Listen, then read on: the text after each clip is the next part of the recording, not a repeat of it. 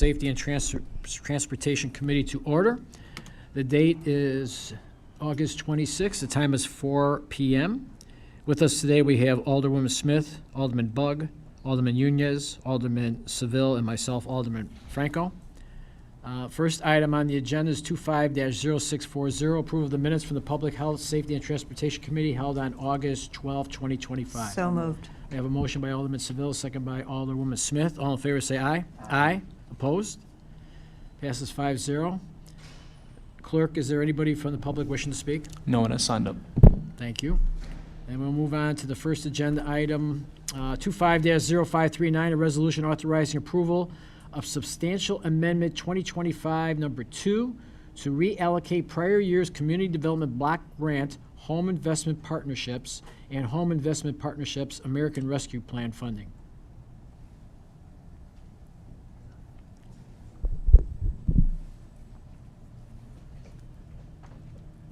Good afternoon, Alderman. Can you hear me okay? Yeah. I am Chris Vergona, the Director of Community Services.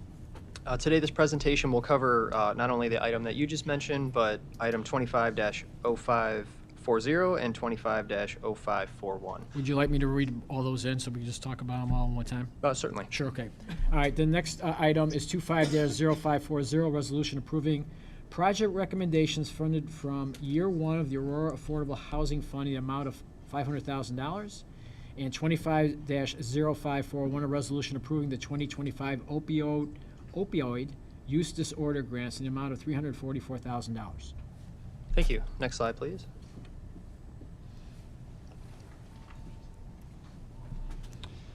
So today I'm going to cover several items, many calls for projects that were released back in March of 2025, talk a little bit how things are going from the projects you previously approved in February, and then just go over a little bit about our application process, recommendations, and next steps.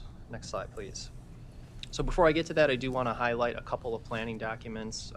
I've presented this slide in the past, but it does give the public and our aldermen an idea of the planning documents that we use in our decision-making process for recommending grants. So we have our 2025 to 2030 consolidated plan. We have our affordable housing strategy. We have our home investment partnerships, American Rescue Plan, allocation plan. We have a homelessness strategy and a aging and community guide as well. Next slide. We also have a couple of resource guides. So we have our senior resource guide on the left, and these are updated annually. We have our youth resource guide on the right. All of these links are active to the city's website. And then we have a couple of resource guides out of community development. So our emergency resource guide on the right provides emergency resources for basic needs, housing, rental assistance, things like that. And then the one on the left, I know that writing's a little bit small there, but that highlights all of the grants that we are providing in 2025. So we'll be updating that if these items are approved today. One note, we do have paper copies for the senior resource guide. We have been trying to get away from paper copies, so we've been going the electronic route, but we can make paper copies available for the public if they wish. Next slide, please.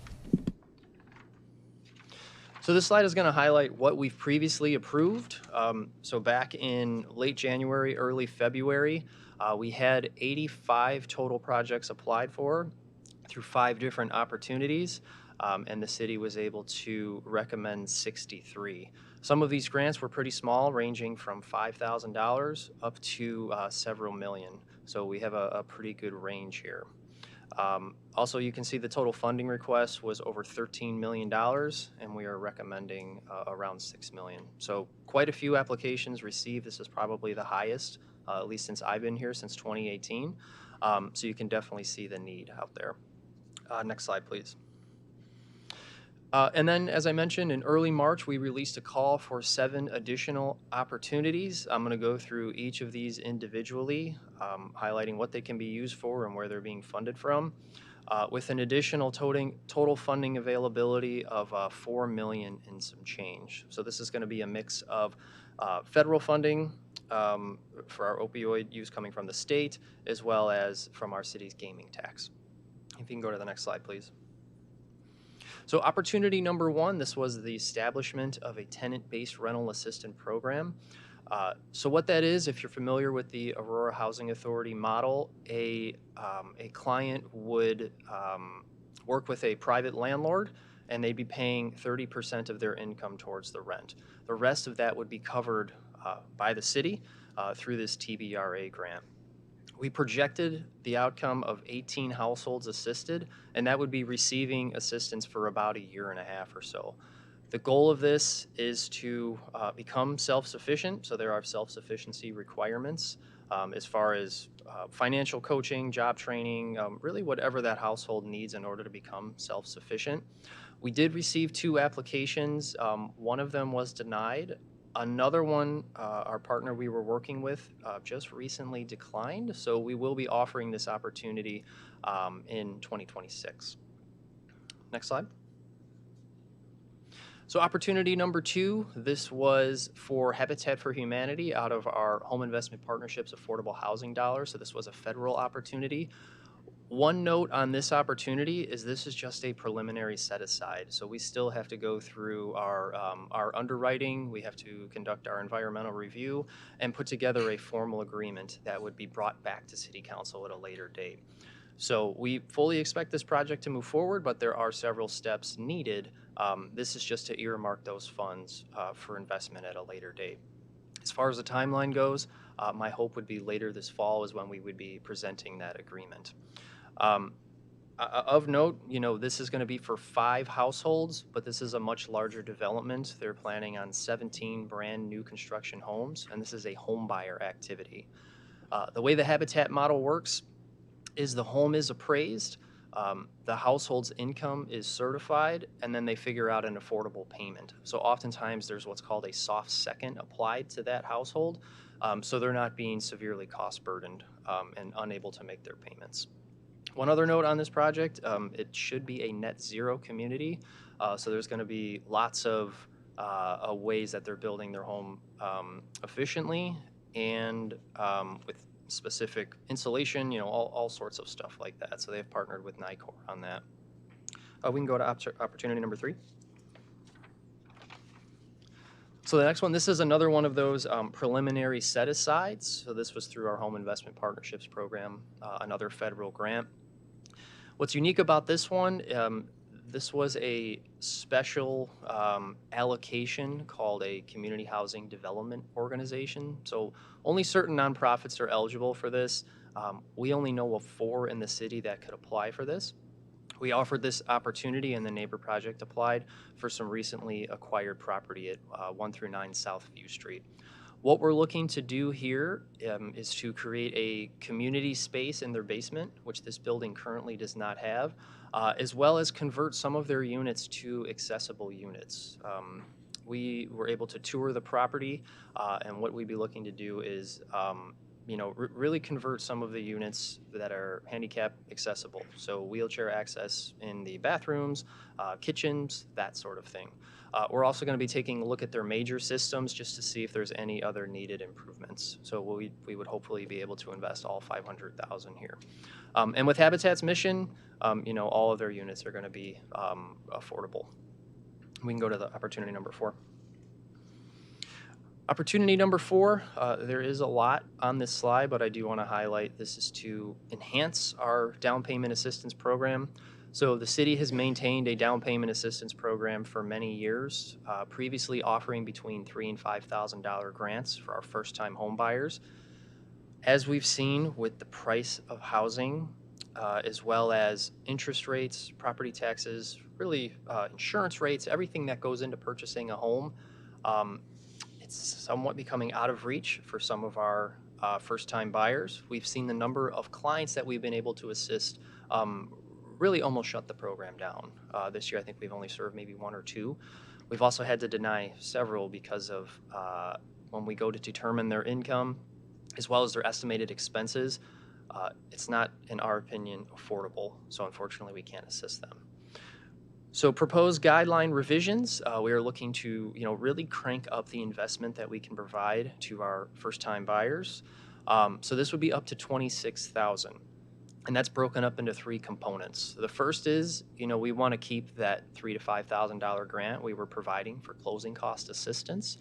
The second piece is going to be up to $20,000 for down payment assistance. We really hope that this is going to get folks into the home and have an affordable payment. What's different about this is going to be a deferred loan. So they don't have to pay it back until they sell the home or it is no longer their primary residence. If they do go to sell the home, that money would come back to the city, and then we can reinvest it. And then the third one, it's just a $1,000 grant, but it's called our Home Repairs Grant. In many instances, when a property inspection record is given back to us, there are minor issues that have to be taken care of. So think of GFCIs, think of potentially flaking paint, minor electrical issues, things where we would have to normally deny them unless the homeowner fixed it. Oftentimes they don't want to do that, and then our applicants are denied. With this $1,000 grant repair, we can hopefully increase the housing stock that would be available for our first-time home buyers. Another change, we are increasing the income limits all the way up to 120% of area median income. Before we were at about $95,000 and some change for a family of four. We are really looking to increase that up to $143,000 and some change for a family of four. What we're finding is many folks who are in that 80 to 120 calculation, they're in starter homes and they're looking to move to the next set of homes, but they're unable to get in or afford it or come up with that down payment assistance. And then they're stuck there. So our first-time home buyers up to that 80 limit, their options are a little bit limited. What I will say is there is a set aside for our 80% earners. So there will always be money there for our first-time home buyers that are considered low income. We previously had maximum purchase prices. We are eliminating those, but what will happen is we're only going to assist folks who have an affordable housing payment, so it'll naturally work itself out. If someone's looking to purchase a $500,000 home, they're not going to be able to because their ratios aren't going to work. Homebuyer education was not required for all clients. We are changing that to homebuyer education being required for all clients. So once we go to opportunity number 5, we'll talk about 2 partners that we've secured. Generally, it's a 8-hour course, which you can do in person or online, as well as work with our partners to have basic questions like budgeting, preparing for maintenance, really the ins and outs of becoming a home buyer. So that would be a requirement in order to take advantage of this opportunity. The city would pay for that stipend for any home buyers wishing to take advantage of it and qualify for our program. And then last one, like I mentioned, we didn't have that pre-closing repair grant. We've had, about 7 years of data on this, and we really feel like up to this $1,000 grant will assist more clients than we've been able to in the past. We've had folks who met all the ratios, had the down payment ready to go, but because of these minor issues that they couldn't repair themselves and the homeowner was unwilling to, they had to walk away from our program. So with that, the funding sources, we do have a mix here. We've got CDBG, we've got our Home Investment Partnership funds, and then we're tapping into our Aurora Affordable Housing Fund. Chris, I got a question for you. And the second one down, first-time home buyers only, that's the current one. Then we're going to all qualifying home buyers. If we do that, is that going to eliminate some first-time home buyers? Because I would think that would be the priority. Make sure somebody gets in their first house so they can build up some equity. So if you're a qualifying person, are you going to push somebody that's a first time out because there's only so many funds available? So this will be first come, first serve. We don't know what we know yet on how many folks will be applying. Really, we haven't had that many applications over the last few years because of the cost of housing. Like I mentioned, we do have that set aside for folks who are going to be at 80% or under. So, low-income home buyers will have sort of first crack at the money. As far as our first-time versus all qualifying home buyers, we define first-time home buyers as those who haven't owned a home in 3 years. That was our definition prior, and now we're opening it all up. So we're going to need to capture some data on that to see. I personally don't expect us to get more applications than funds we have available right at the start. I think this is going to slowly ramp up, and then we can capture some data and metrics on it. If we're finding that we're getting folks who are already in homes looking to upgrade over and over again, we can revisit and update our policies and procedures manual to go back to first time or potentially put a set aside strictly for first time home buyers. So it's a good point though. Okay. I just want to make sure we didn't leave those first-time home buyers out because they weren't first come, first served. And to me, that would be a priority, get somebody in a house the first time for sure, and then see what happens later on. But if you're going to monitor that, that's fine. And I think a lot of our folks earning under that 80% limit, most of them are coming from a renting or potentially living with family or something like that. So I think we are going to see a lot of first-time home buyers under that 80%, which has its own specific set aside. Any other questions on this item before I go to the next opportunity? Alderman Bug? Yeah, definitely, thank you. Thank you for the information. On the last piece, on the repairs, and that was a hindrance sometimes. Do you really think $1,000 is enough in that pot? I mean, if you have a total pot of 26, so 5 for closing, 20 for down payment, and 1,000 for repair.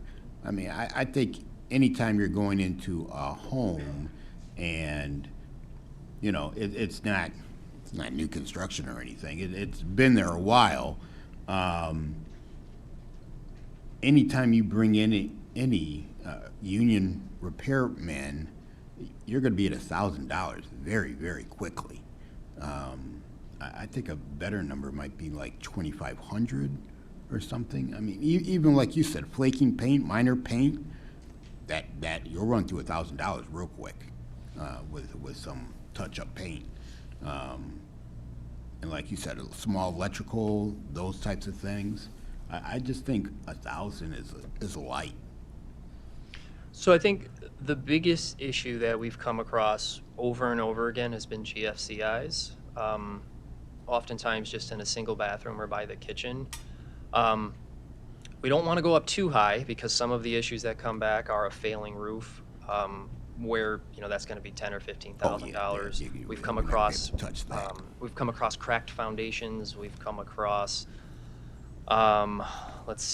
failing porches where that's going to be a little more than we can assist with. Those are major things. I'm just talking about those kind of, like you said. You mentioned paint and a little bit of electrical. That's going to be more than $1,000 easily. So just something to consider. I think 2,000, 2,500 might be more. You'd be able to cover kind of those minor things inside. A roof or foundation that's that you're talking tens of thousands of dollars there. Okay, But, and we're looking at the life safety issues too. So if someone's got a creaky floor or other items where it's more of just maybe maintenance, we're not going to touch those. We're really looking for those small repairs that have forced us to deny our previous applicants. This is going to be another area where we're going to need to capture some data. So maybe it makes sense to increase that amount. And then over time, if we're finding that the repairs are within a certain range, we could potentially reduce that. So that is something in our policy and procedures. We do have funding available for that.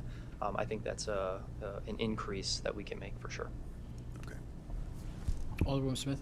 Yes, thanks, Chris, for the presentation. Can you just briefly go over, you hit them a little bit, the funding sources for these 4 different opportunities? Certainly. So the $5,000 grant is going to be coming from our Community Development Block Grant Fund. That is where the money is currently coming from for our down payment assistance program. We've offered that $3,000 to $5,000 grant for many years. The second piece, that up to $20,000, is going to be coming from our Home Investment Partnership Fund. So that's another federal entitlement that the city receives.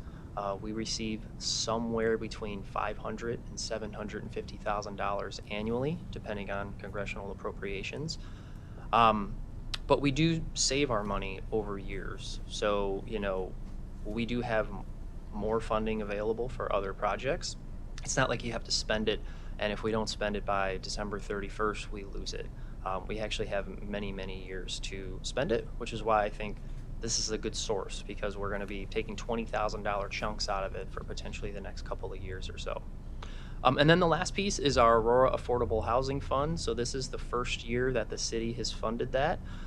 That was in the amount of $500,000 for 2025. And we'll talk about where the rest of it's going to go in a future opportunity. And that $500,000 has already been budgeted for Yes. this project? Mhm. Sure. Oh, I'm sorry, Alderman Nunez.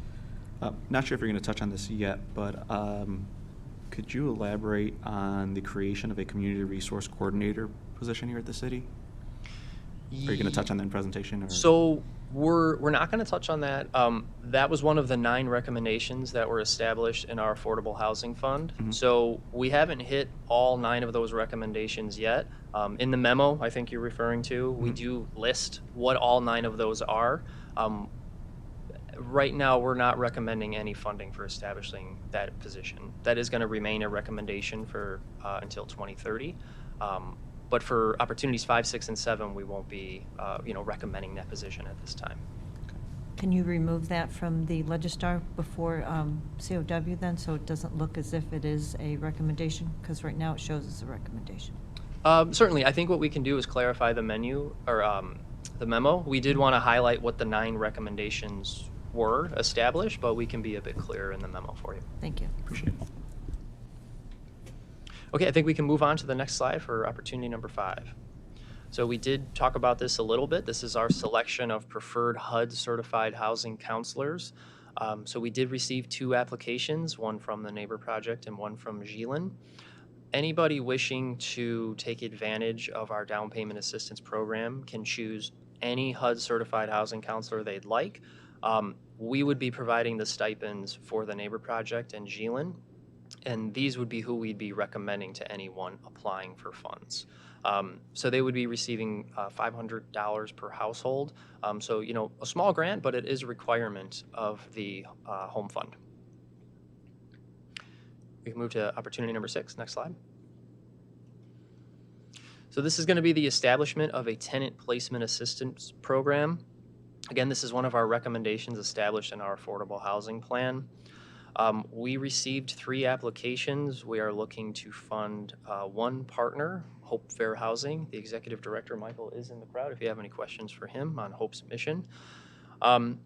So this is going to be for clients who have maybe had a previous eviction or maybe a prior criminal record. Maybe their credit score is a bit lower. Maybe their source of income is different than others. Really the folks who are chosen over time and time again in what is a very competitive rental market. So if we can work with Hope Fair Housing and provide the necessary, whether it's multiple months of security deposits, potentially even a bonus payment of some type, paying whatever other deposits that our landlords are looking for, this might help them get over that hump of potentially becoming second place, third place over and over again, paying these application fees that they're not going to be getting back. This was one of the key highlights when we did our stakeholder engagement from many different partners across the community. So you can consider this really a pilot for $100,000 to see if our landlords are okay with it. After that, they're going to engage in a lease, and the city will essentially stay out of it. So the tenant would need to make their monthly payments and abide by the conditions of the lease, but the landlord would still have the ability, legally to go through, depending on the county rules and everything, for an eviction. This one is also coming from the Aurora Affordable Housing Fund. And we're estimating about 20 households will be assisted. Though that number is subject to go up or down depending on the need of the tenants that will be served. I think we can go to the final opportunity. Next slide. So opportunity number 7, this is the establishment of an opioid use disorder program. So these funds are going to be coming from the Illinois Opioid Remediation Fund.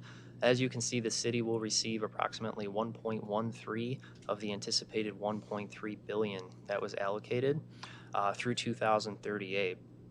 So we released this opportunity. We received 6 applications, and we are recommending some funding to all 6, and we're projected to serve about 650 folks. One other note, the city is expected to receive additional funds year on year as the settlement is paid out. We don't know exactly what that money is going to be, but there might be additional opportunities for future opioid activities. And we are planning to seek additional partners in 2026 as part of our 2026 funding round. We can go to the next slide.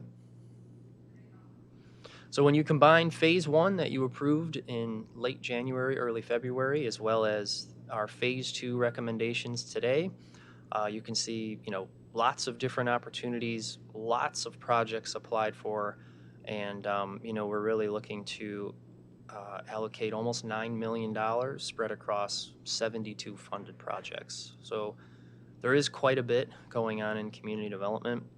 I did want to highlight Amy Monroe and Adam Grubbs, who are in attendance today. They painstakingly reviewed what could probably be described as almost tens of thousands of pages over the last year or so to try and get through all of these recommendations. And there's still work to be done. We still have funding that's available. We're going to be releasing our 2026 call for projects in early September, and we're going to be starting the whole process over. Next slide, please.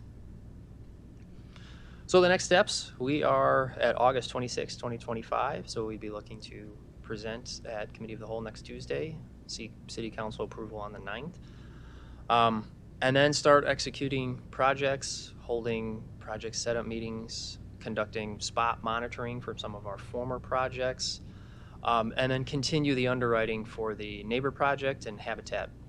As I mentioned today, these are just preliminary set-asides, so we'd be bringing full redevelopment agreements to your attention at a later date, outlining the terms, payback, all of that.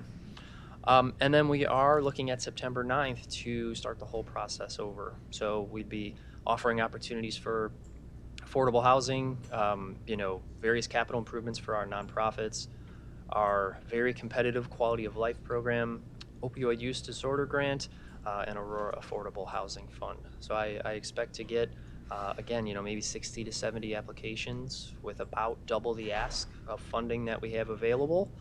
And then we'll be bringing those recommendations to your attention in early winter, probably in January, maybe even early February, depending on how long it takes for us to go through and make our recommendations. So with that, I know I threw a lot at you, but I want to open the door up for additional questions. Questions or comments from the committee? Yes. Alderman Bug. Thank you, Chairman. On the opioid use disorder, that came from the state. That's a state program. How much of those funds do we have in hand from the state? I know we're going to be getting additional monies from them, but how much do we have in hand? So our recommendation is for $344,000. I think we had 700,000 total. So if we do the math, we have 300,000 and some change still on hand for, the terms are pretty broad. So, this is the first opportunity for the opioid use grants. That money could be used for different various city activities as well. So we'd certainly be working with our finance department, APD, AFD, and our mayor's office, to reevaluate and look how to use future funds. Okay, thank you. I got a question on that. So the opioid funds could be used for what? Other stuff? Does that make sense? I would think there was a parameters that you could only use it for. So when you said that, you kind of opened up a global situation there. Correct. So there are 12 main uses. Okay. To your point, you can't just use it for city services. Okay, that's kind of why, because that's kind of what I was going for. So at least in our proposed recommendations, we have treat opioid use disorders, support people in treatment, connect people looking for treatment, prevent overdose deaths, and then training and research. So these are what our nonprofits are going to be taking on. Okay. The city could look to see how we could also combat opioid through various programs.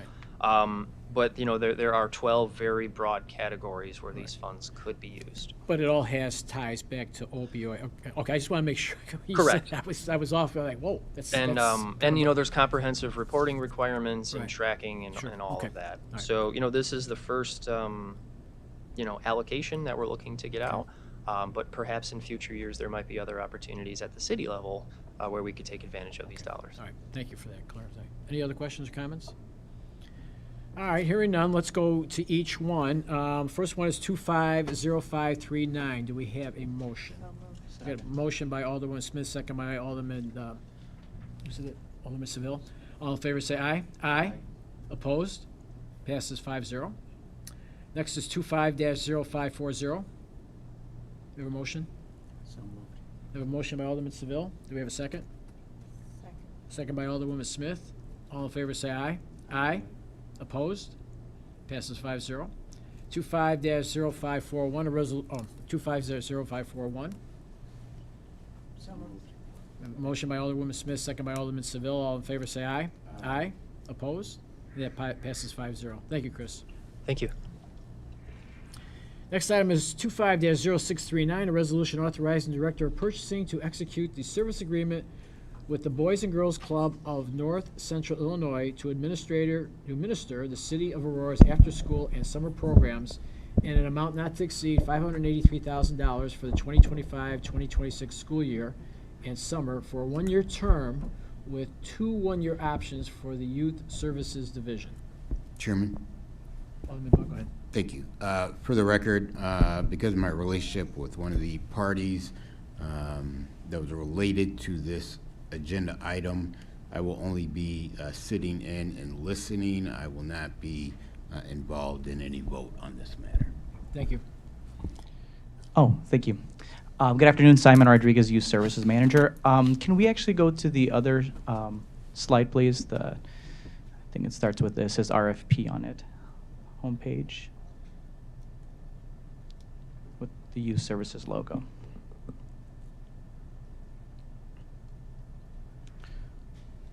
There we go. Thank you so much. Thank you all, PHST committee.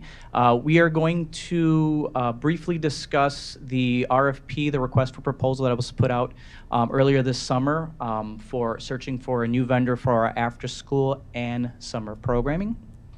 Next slide, please.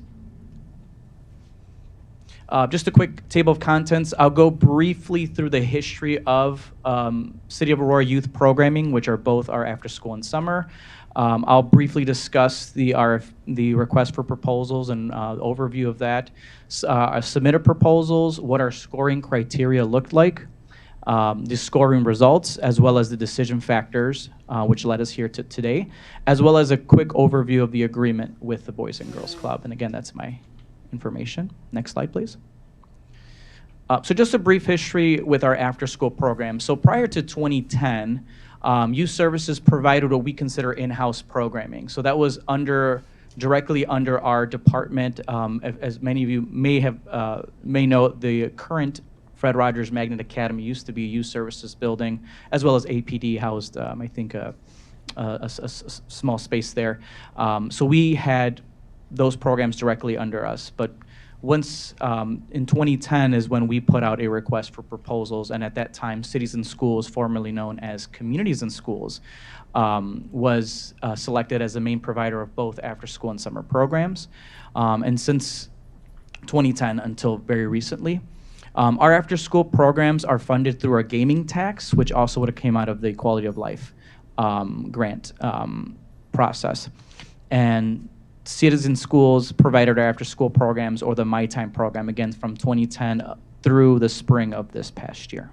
Next slide, please. Same with our summer programs. CIS was, again, a huge partner of ours since 2010 through the summer of 2024. And one of the other programs that's going to be mentioned in this agreement is our Downtown Aurora Summer Camp, which was established in 2022 as a direct response to a gap that existed in the July months each year with our youth not having programming. So our youth services staff managed and created this program. Our summer camps funding comes from our general funds, so as opposed to the after school, which comes from our gaming tax. And again, due to CIS closing their doors earlier this year, that allowed us the opportunity to conduct a request for proposals for these programs, as mentioned previously. And that RFP opened in early June of this year, and the window closed on June 20th for submitting proposals. Next slide, please. A quick overview of what this RFP looks like. Obviously, we attached several documents. The full RFP, the scope of work is included in there. I just want to give you a quick little overview. CIS, unfortunately, what great partner that closed their doors this past year, really did leave a huge gap in the services that we were providing or funding. So we sought a new partner that can provide both our after-school and summer programs. Traditionally, we've done this separately. We thought this was an opportune time to find a potential vendor that can actually administer all of these programs, as opposed to doing several different RFPs. This RFP would focus on a sole provider that can manage multiple sites on a citywide basis. We wanted to ensure that we're not selecting a vendor that focuses on specific content area, but can administer and manage these multiple sites. We were looking for a provider that can prove long-term commitment to these programs. We want to make sure there's sustainability there. As well as another aspect is they're established or potentially establishing partnerships with our local school districts. As many of you know, that partnership is vital to the success of these programs. All our programs, or most of which, are housed in our schools. And then other factors, which we'll go over shortly. Next slide, please. We've had 5 total vendors that submitted their proposals, and those are listed there. And I just wanted to indicate the asterisk is our top 3 scored proposals. So we had APS Training Institute, Boys and Girls Club of North Central Illinois, Next Wave STEM, STEM Learning LLC, DBA Nexplore, and the YMCA of Metropolitan Chicago. Next slide, please. Just really quick overview of what our scoring criteria looks like. And this is in 2 slides. So there's a total of 6 areas that we focused on, and it was a points-based, weighted up to 20 points each, but it's weighted at 16.7% equally for these 6 areas. Our first is we wanted to make sure that our vendor meets mandatory requirements and eligibility. And some of the ways we looked at their proposals to make sure that they are able to provide the scope of work that is outlined in the RFP, as well as to ensure that the entity has a wide variety of programming and doesn't particularly specialize in any type of programming. You might have seen several that focus on STEM education, which is fantastic, but we're really looking for a vendor that can focus on a multitude of content, excuse me. The other area was capability and capacity. We obviously want to find a vendor that can meet this demand. Running multiple sites citywide is a huge undertaking, so we wanted to ensure that we have a vendor that can meet those objectives in a timely manner. The third area is managerial and staff capabilities. So again, we looked at their past performance, the programming that they were able to do in other municipalities or other areas of our city, their key personnel, and really focus on their references as well. Fourth area looked at collaboration. Collaboration is key for us. That is one of the strengths that we have in our community, is a vendor that can leverage different resources, different vendors, different relationships that they have, the program costs, or their overall programming that they're able to offer. And obviously one of the biggest areas that we're looking at is what is their relationship with our school districts currently, or how are they going to establish those relationships. And the final 2, if you can go to the next slide, please, are their overall policies and procedures. There's a lot of content outlined there in the description, but it is extremely vital for us to ensure that whichever vendor we selected has well-versed and can demonstrate their policies and procedures that first and foremost keep our kids safe. So child protection policies, their medical and emergency procedures, staff to student ratio, bathroom policies, robust background and fingerprint of their staff and volunteers, orientation, mandated reporter training. All of this really encompasses the safety of our kids. So this is an area that I can argue is one of the focus areas, which I'll get to why we feel that the Boys and Girls Club was they were very well versed in each area, but this one really stood out to us as a model of what a protection policies for our kids should look like. And finally, a cost criteria, right? We want to ensure that their budget, or that we can work within our budget as well as their proposed budget. Next slide, please. And I just want to show you an overview of the scoring results. So this, again, shows our top 3 scored vendors that I highlighted earlier. And this was an average of all the scoring that was done in each category out of 20 points. So as you can see, our total score, which the max was of 120, Boys and Girls Club scored the highest in each of those categories. Next slide, please. So with that, we wanted to move forward with Boys and Girls Club and select them as our most responsible vendor.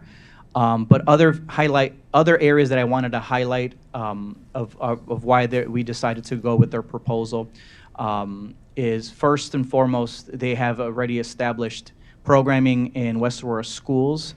It's 6 elementary sites, but 1 middle school site, so actually 7.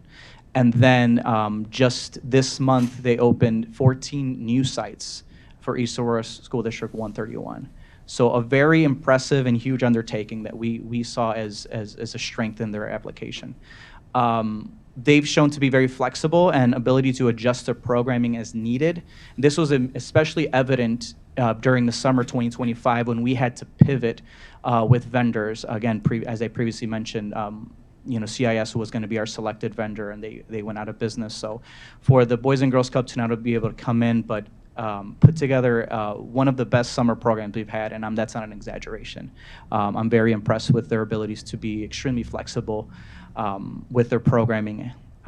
And as well as, again, and I can't understate, their robust child protection policies. We always look at that as a major factor in deciding a vendor that's going to be working with our young people. So that is something that we've highlighted, and it is included as an attachment. It's an over 100-page policy and procedure manual that they have that we were extremely impressed with, and we just wanted to make sure that we highlight that. Again, and their capacity and history to oversee citywide programmings in other areas, and obviously here in Aurora. And the other thing that those stood out to us as well is their abilities to have diverse funding streams. It goes without saying, right now is a very, very tough time when it comes to federal grants. And, some of our school districts losing out on some big dollars. We need to start thinking about what sustainable approaches do our nonprofit partners have that we are selecting, so that if funds are taken away in one area, can they pivot? And I feel that the Boys and Girls Club have set themselves up for success, especially in the way that they fund their programs. Next slide, please. The next 2 slides are going to go over, again, really briefly, an overview of their agreement that is attached, and then I do want to pass it over to the Boys and Girls Club to do a quick presentation for you as well.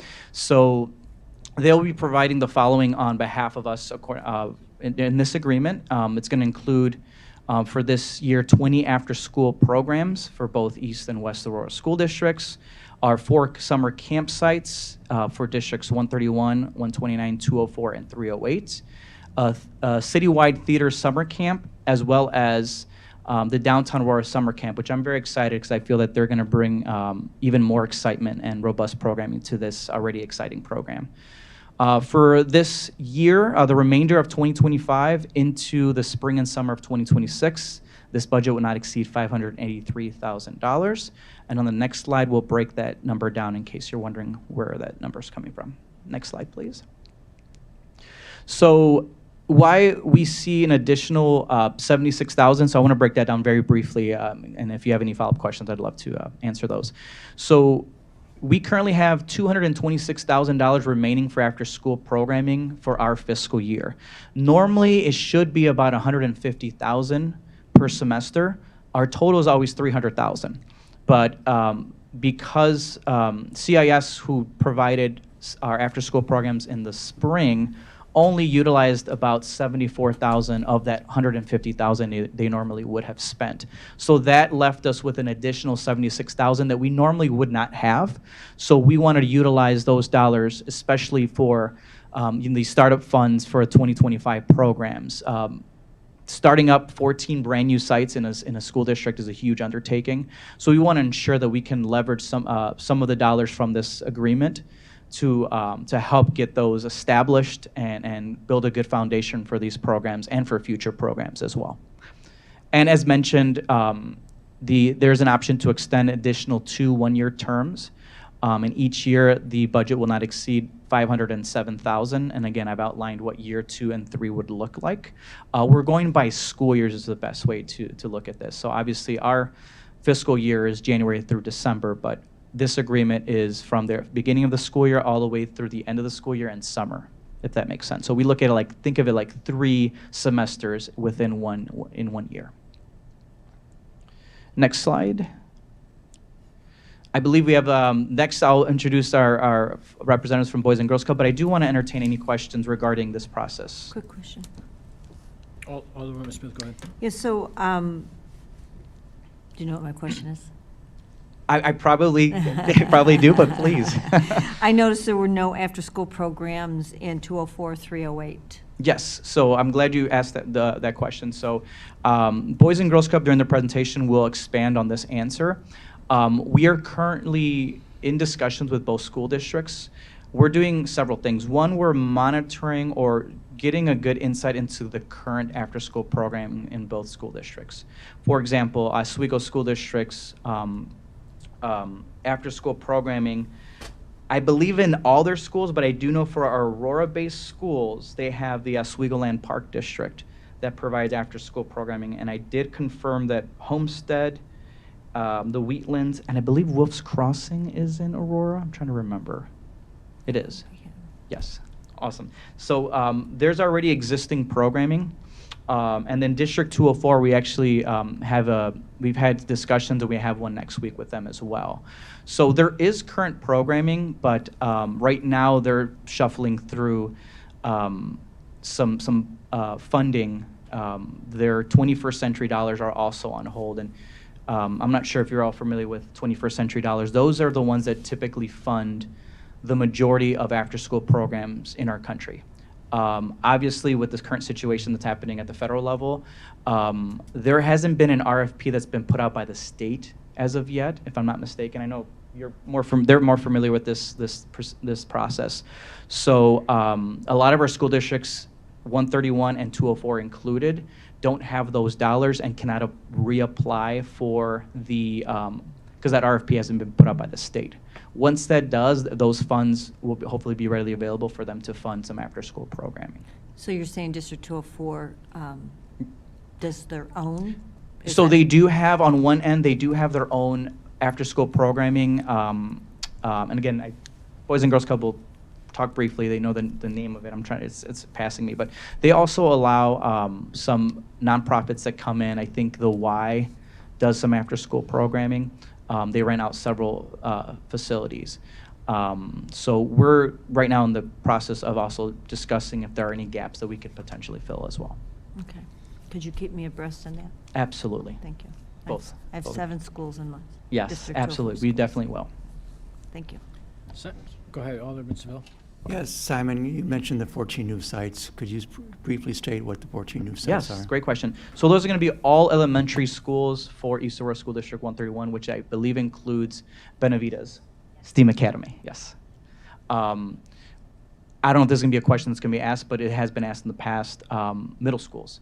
So one of the things we found is our middle school after-school program, this goes back to CIS when they had the My Time program. Our numbers have been decreasing exponentially at the middle school level. And what we've found is kids want after-school program, but a lot of them are involved with athletics. And middle school actually allows more opportunities for kids to be in different clubs. So we started to see the numbers of after-school programs in the traditional sense that we're discussing here. Those numbers go down significantly. But the opposite occurs at the elementary level, is those numbers are very high. They can average between 40 to 60, even up to 100. So those 14 sites for East Aurora are all elementary. And I believe those are every elementary school in the east side of Aurora. Yes. Simon, can you go back one slide? Sure, can we go? This one? Yes. So, in the future, for extensions, we're going to be less than the 586, whatever we're going to do for this year. Was that what I'm seeing here? Yes, so the year one, again, has that additional 70, is that the 76,000. difference? Yes. Okay. So we don't anticipate that for year 2 and 3 if we hopefully can expend all the funds. It's just, we had a unique situation with CIS only using about, again, 74,000 of the okay. 150 All right. that was available last semester. That's what I thought. I just want to make sure I was connected. Yes, sir. That's right. Okay, That is good. correct. All right, thank Yep. you.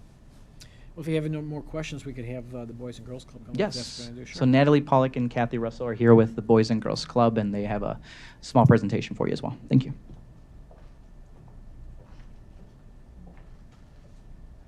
Good afternoon. I'm Kathy Russell. I am the Boys and Girls Club of North Central Illinois CEO. I have been with this organization for 12 years. I have been with Boys and Girls Clubs for over 25 years, so my entire career has been with Boys and Girls Clubs.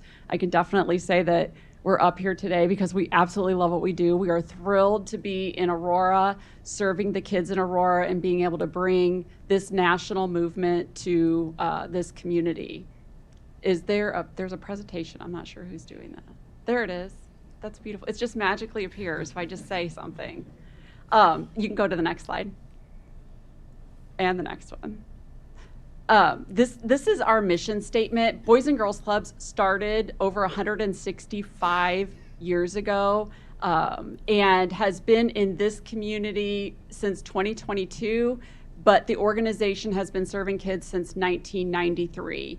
And ultimately, clubs started as a way to keep kids off of the street doing things that they shouldn't be doing. And there are over 5,000 clubs across the country, and so we are part of this Boys and Girls Club movement. Next slide, please. This is, I always say, this is kind of like how we do business, and this is what we do to ensure that we are bringing everything that a community needs for Boys and Girls Club. The first thing is ensuring that all kids who need some place to go after school have accessible out-of-school programs. That is the most important thing that we do. That's why we believe in expansion. That's why we're continuing to open more clubs across our region, is because there's many kids who need this after-school and out-of-school program. We try to remove barriers, whether it's cost or transportation, and making sure that anybody that needs it can have that experience. Next is all about helping with basic needs. So making sure that they have a meal, that they have a safe place to go, the policies and procedures that Simon talked about, that's all about creating this safe environment for kids. And then we also offer family support. So if we have a family that comes to us that says, hey, I just lost my job, I need help paying my light bill, we have a champion fund that we can utilize to help the family and support the family. Next is all about social and emotional learning. So once their bellies are full, it's all about how do we help them with their emotions. They have obviously a lot, have some difficult days, and so it's what can we do to offer support to help them deal with those in a positive way. And once they're feeling good and they've worked through their emotions, we sit down and help them with reading and help them with homework and help them with tutoring. And then we work on workforce development. At the end of the day, our goal is to work with kids. We always say there's 50,000 kids in our region that can't afford lunch. And our goal is that by the time they're adults, right, they're earning livable wages. And when their kids start to go to school, they can buy them lunch. And that's really the path that we want to offer through workforce readiness. And we always say it begins in preschool with learning your manners. And that if every human being used manners, the world would be a better place. And so that's something that we start to instill with them. And it's about exploration and experience and making sure that we're giving them the experience to understand what's out there in the workforce. And along the way, it's all about building confidence. I always say, I look at the kids as these little lights, right? And our job is to turn their lights on. And you can see when a kid is shining and when they feel good and when they have purpose. And ultimately, that's our goal in this community, is to take the kids that need us the most, turn their lights on, and help them shine through opportunities that are offered through the club. And I'm going to turn it over to the really smart one, Miss Natalie. Next slide, please. Thank you, Kathy. Just a brief introduction. My name is Natalie Pollock. I'm the Chief Operations Officer. I've been with Boys and Girls Clubs of North Central Illinois for 8 years and with the movement for over 15 years. I, too, have had one career, and it's been dedicated to the Boys and Girls Club. What you see here on this slide is just an opportunity to understand. Kathy mentioned that we're part of a national movement, but we do it locally. We're a local non-for-profit, and so we have access to key resources that allows us to not just by happenstance offer high-quality programs, but very intentionally with structures and frameworks, systems and policies to ensure that every time a child walks through our doors, they're having a high-quality experience. We know that when kids have a great experience at the Boys and Girls Club, we will start to see these outcomes develop in our youth. Essential skills, health and well-being, character and leadership, academic success, and life and workforce readiness, like Kathy mentioned. So there's a lot of intentionality that occurs to ensure that each child has a great experience. Next slide, please.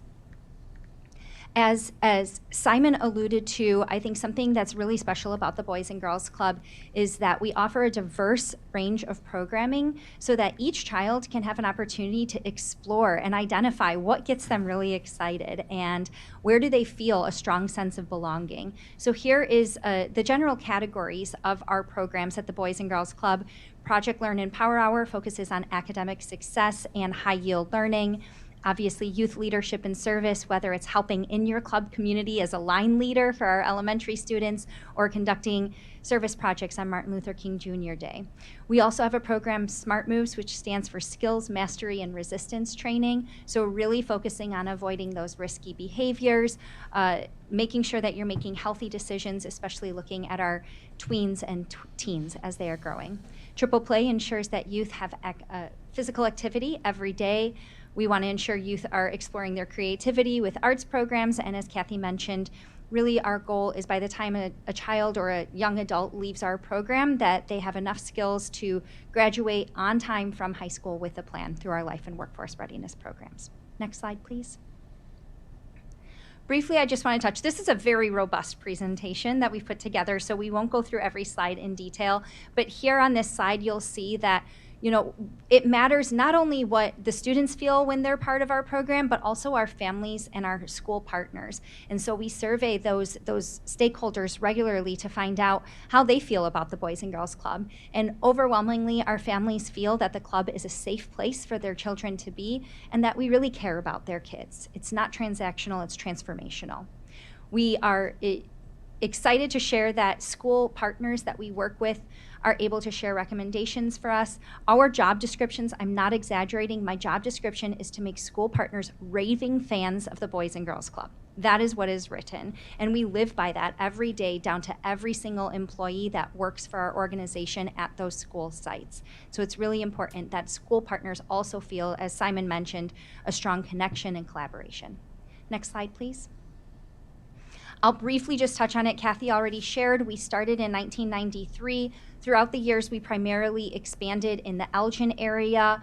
Around 2016, 2018, we went into the Streamwood area. We moved further east to Schaumburg.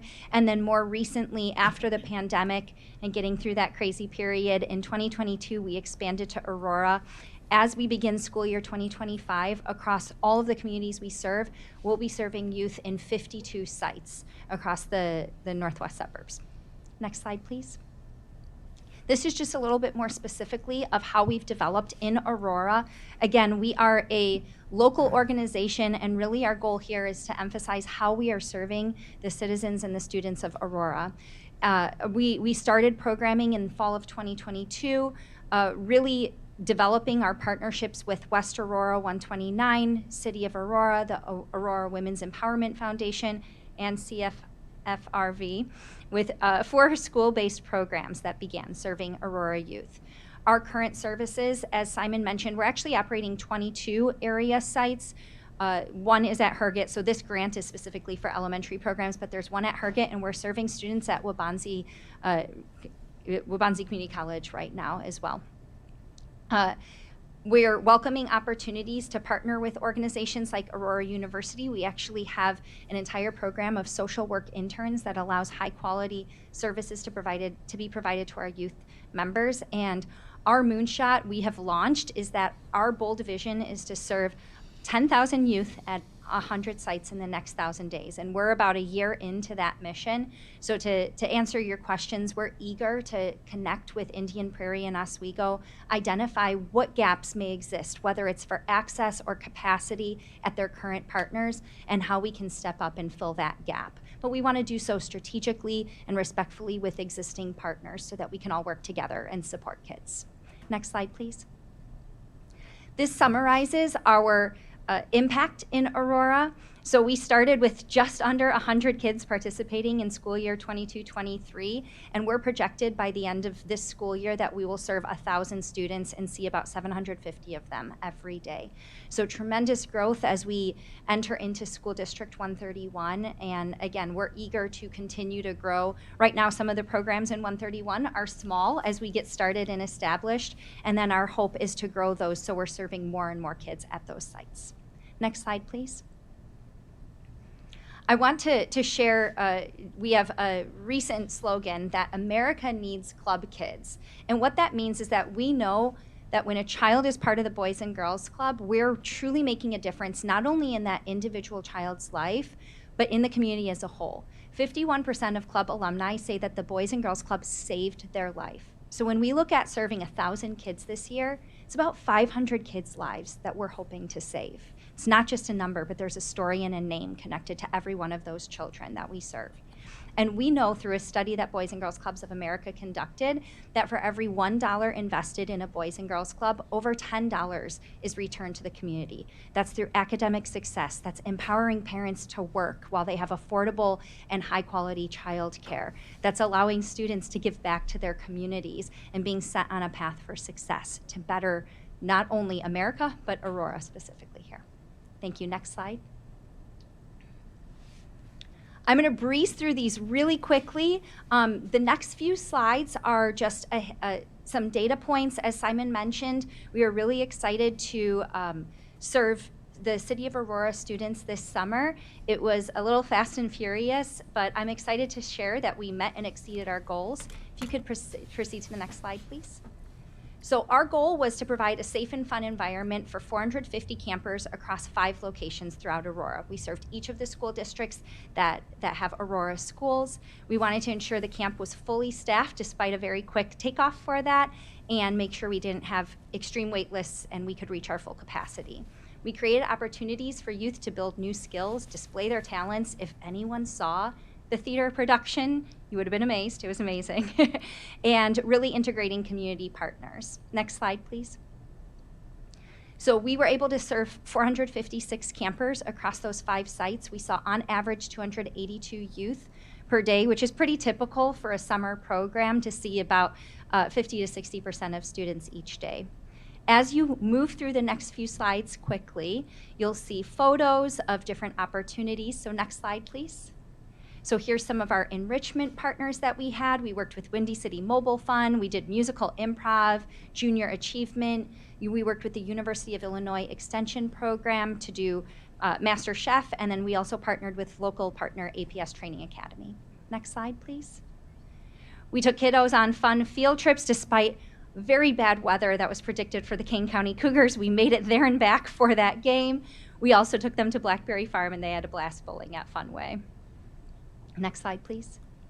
These are pictures from the theater production of How I Became a Pirate. Again, these kids learned this entire production in 3 weeks and then put on a show, and I was amazed. So I welcome you. If we have this opportunity to do this again next summer, you all have a personal invite to come and watch this production because it really was something special to see. Next slide, please. And then we culminated the summer camps with the Phillips Park Fun Day in partnership with the City of Aurora. So we had I don't know, about 300 kids at the park. There were inflatables, there were games, there were popsicles, there was dancing, and really just an opportunity for everyone to come together and feel like they're part of something bigger. I think that's something really special about the Boys and Girls Club is it's not just one program at one school, but our youth members are part of something bigger, not only here in Aurora, but nationwide. Next slide, please. We did survey our youth this summer. We made them do a little bit of paper and pencil work despite all the fun they were having, and overwhelmingly, all of the kiddos felt that they had a fun time, they felt safe at camp, and they liked the activities that they had an opportunity to participate in. Next slide. So I know Simon already shared some information about our proposed partnership. I'll move through this quickly because some of it's redundant, but I want to make sure there's time to answer questions. Next slide, please. So again, we'll be going into 6 elementary schools and 14 in the west side of Aurora and 14 on the east side. This is from school beginning to end, and so we operate on days when school is in session. Monday through Friday, which is a unique difference. I think in the past it was only a Monday through Thursday program. I certainly need childcare on Fridays, and we know your families do too. All the way until 6 p.m. We serve kindergarten through 5th grade at those schools. And as mentioned, we're projecting to enroll about 1,000 youth members, and 80% of those we anticipate will attend the club for free on a full scholarship. Next slide. For the summer, as Simon mentioned, our goal is to continue and only improve upon the amazing foundation that has already been established in Aurora. So going through that full summer, depending on which session you're looking at. So we're looking for 4 traditional camps for 4 weeks at each of those school districts like we did in 2025, 1 citywide leader camp for 4 weeks in locally amenable positions so that everyone can reach it, and then the rotating downtown Aurora camp, we would be excited to be able to be the provider for that and administer that camp. Next slide, please. Here's just a sample weekly schedule. We won't go through piece by piece, but as you could see, we talked earlier about the variety of programs. And so every hour and every day, we have different opportunities. We have some programs that are Boys and Girls Club standard programs. Other times we bring in enrichment partners, whether it's through a paid partnership like with APS Training Academy or through our board relationships and community relationships, we're able to bring in in-kind donations. So like last year we did solar ovens with ComEd and the kids were able to roast marshmallows. It was fun. Next slide, please. Simon mentioned this a little bit, and I wanted to provide some more detail about our leadership model. So in Aurora, we have 1 regional director that's overseeing those partnerships with our community stakeholders and each of the school districts at that district level. We then have a full-time area manager that oversees several club sites, ensuring that strong partnership and successful club operations.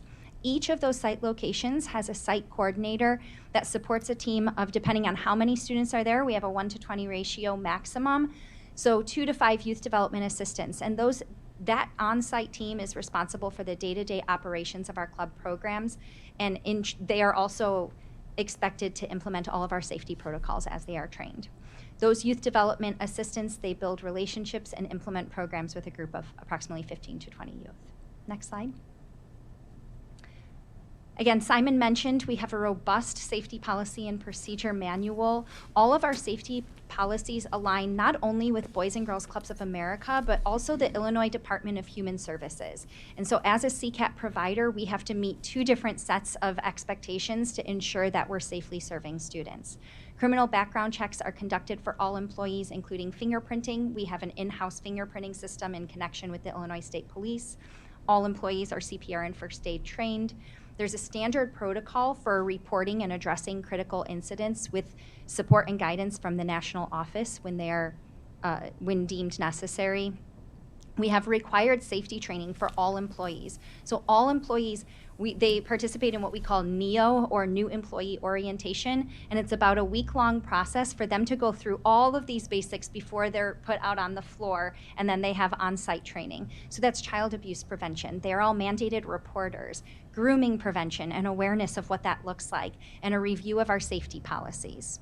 Again, that new employee orientation allows us to highlight expectations as a youth development professional. Regardless of what your title is, you're all youth development professionals. I am too.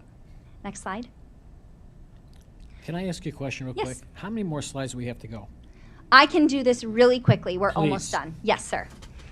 So really fast, the sustainable membership model, as Simon alluded to, we want to make clear, because I know in the past programs were fully free. We intend to keep it that way for summer, but for the school year, we're able to have a sustainable program by partnering with the CCAP State Child Care Subsidy. What that means is that parents apply to our program, and based on their individual income level, we determine if they would qualify for free programming in partnership with CCAP, or just through a scholarship if they don't qualify there, or if they demonstrate the funds available to be able to pay for the program. Regardless of their income, the maximum cost for our Aurora families would be $200 per child. Next slide. And this I won't go into detail because Simon already reviewed the contract budget, so you'll see the two different contracts based on the extra amount for year one. Really what I want to emphasize here is that 99% of the funds for this contract are going towards our direct service personnel and our programs in Aurora. A small fraction of the cost is dedicated towards our administrative staff. And then same for the next slide, year 2 and 3, even less is dedicated to the administrative staff. Next slide, please. And I believe that's the last slide. Next slide, please. Really, we're just excited to expand. We're happy that we're serving over, we'll be serving over 1,000 members this year, and we welcome any questions. Questions or comments? Alderman Seville. Yes, I have a question of Natalie. School District 129, how many, you said you're going into 6 elementary schools. Can you name the schools? Fern, Freeman, Goodwin, Greenman, Hill, and McCleary. Okay. And then how many kids do you anticipate being able to serve? At those, I think it's about 300. Between 129 and 131, it's about a 30% to 70% of that 1,000. Okay, thank you. Sure. Any other questions? Alderman Nunez? Just having been a parent whose child attended an after-school program, one of which Simon was able to highlight, I applaud everything you and your organization does. You know, it not only made it easy for me to have childcare for after school, but also it allowed my son to build relationships at a young age with students in his school. And again, I just wanted to say thank you for what you do for our communities. So. Thank you. Thank you for the presentation. I would ask that you take this presentation and put it in the Legistar so we can, so everybody can see it in advance. This, yeah, it is in there? Oh, I'm sorry, I didn't see it. So because obviously getting ahead of that would be nice for everybody going forward. Appreciate it. Thank you so much for that. Thank you for your time. Do we have a motion? We have a motion by Alderman Seville, second by Alderman Nunez. All in favor, say aye. Aye. Opposed? And Abstain. it passes 5-0. Thank you. I'm sorry. 4-0. Thank you. Next item on the agenda is 25-0655, resolution to authorize the mayor or his designee to execute the contracts for Julie Smith and Gina Minetti as certified fingerprint analysts for the Aurora Police Department. So moved. Good afternoon, Chairman and Committee. You want to give something really brief because I think we're I ready to don't rock need to here. give, I don't need to give anything to you at all unless you have questions. All right, well, let's do this. We have any questions? All right. All in favor, say aye. Aye. Opposed? Passes 5-0. Beautiful. Thank you, Committee. Is there anything else to come before the PHST committee? We have, seeing none, we have a motion by Alderman Seville to adjourn, second by Alderman Bug. All in favor, say aye. Aye. And we are adjourned at 5:13. Thank you.